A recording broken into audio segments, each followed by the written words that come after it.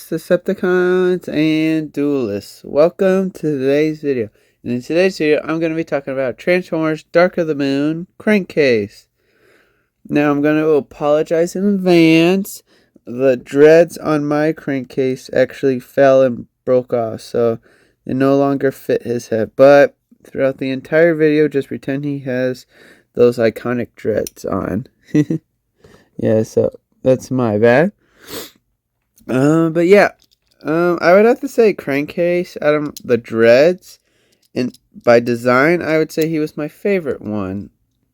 And I don't, I think he's only my favorite one because he's the only one I have a toy of at the moment, and I just thought he was cool.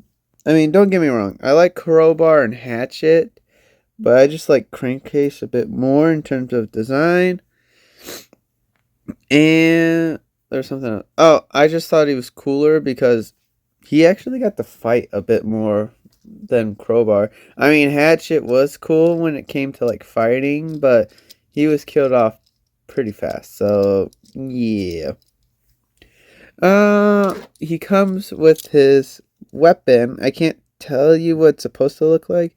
It looks supposed to look like probably a rifle.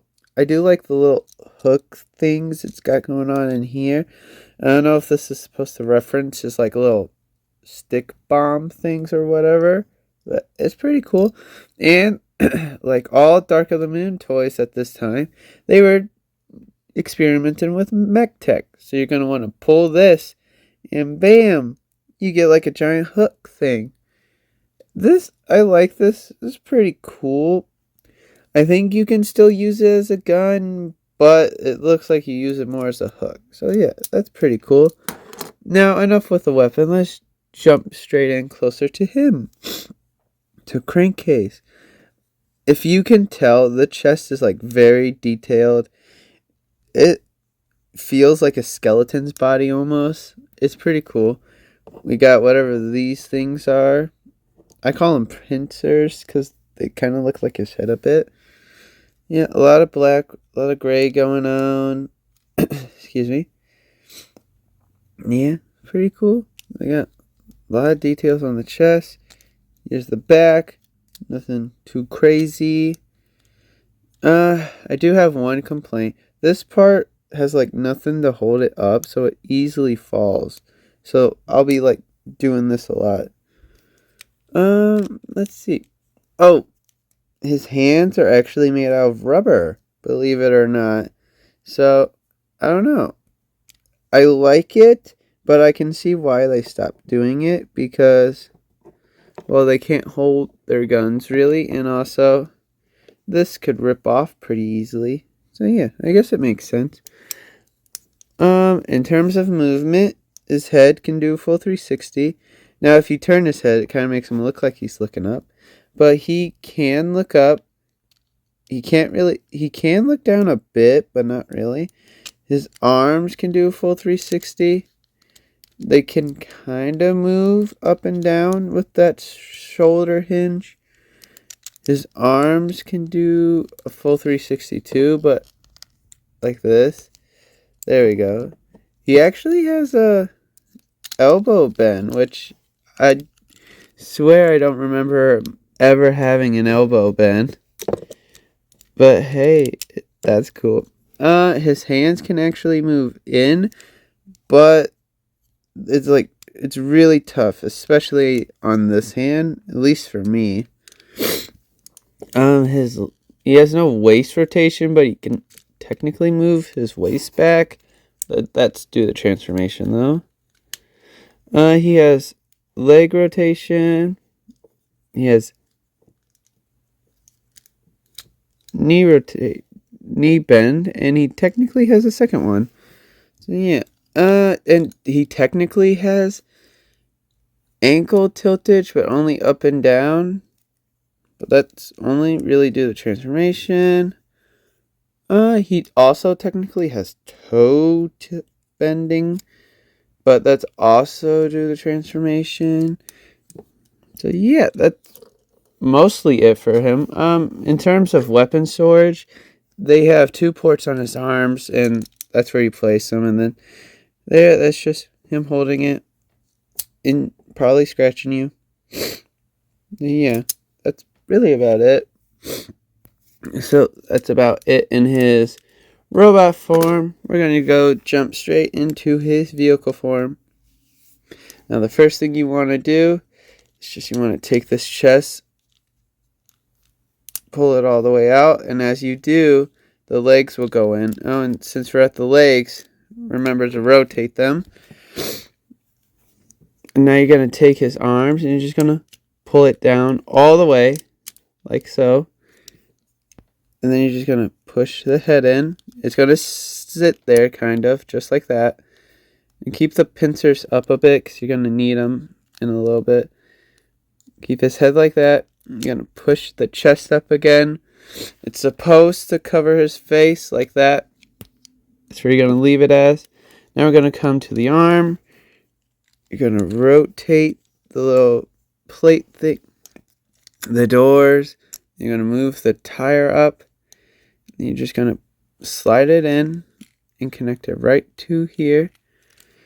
Now you come to the hand and you're supposed to fold it all the way in. But with how stiff mine are, that's an easier job. That's easier said than done. And you're just going to move his arm off to the side like that. Yes, it looks a little ridiculous, but it's whatever. You're going to do the same thing to this arm.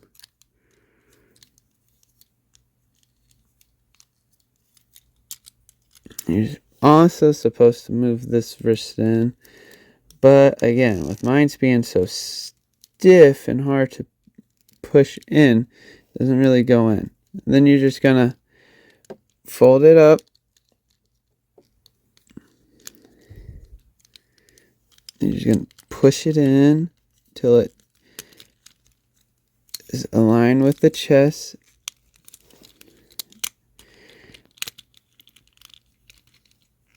And then just make sure it gets in there. Try to get that hand to stay down. That's going to be your toughest challenge right there. Just getting that hand. And then you're just going to make sure everything connects right there. Okay.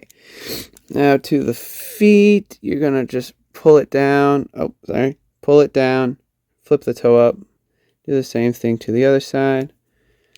You're going to want to... Actually, I lied. First, push it up over the tire. Take out the tire. And then fold down his toe. And then you pretty much formed his back half. You're going to do the same thing on this side.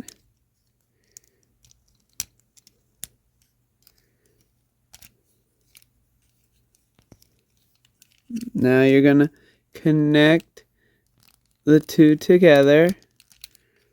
You're going to bend at that secondary knee that we saw.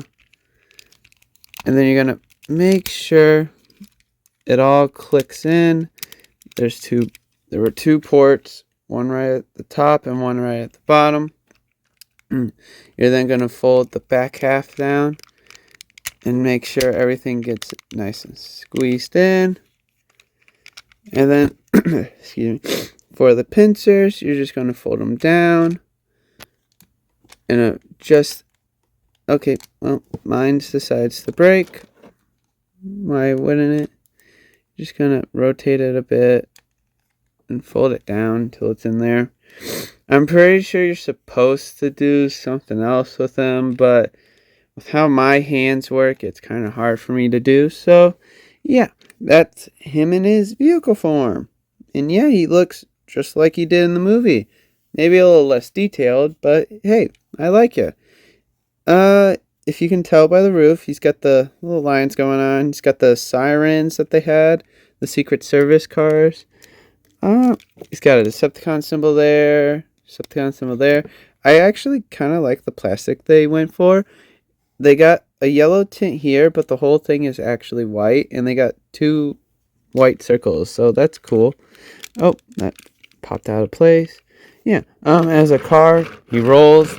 So yeah, that's important. In terms of weapon storage, there are two ports on the top. You just stick it on, and there you go. That's it. So, yeah, overall, I like this toy. There are a few nitpicks, but that's mostly due to just me using it so much as a kid. So, yeah, the hand stiffness, I think I've always had a problem with. This thing being so loose was mostly because I used it a lot, and I just noticed I broke it a bit too. So, yeah. But, yeah, I hope you guys enjoyed today's video, and I hope to see you all in the next one. Catch you all later.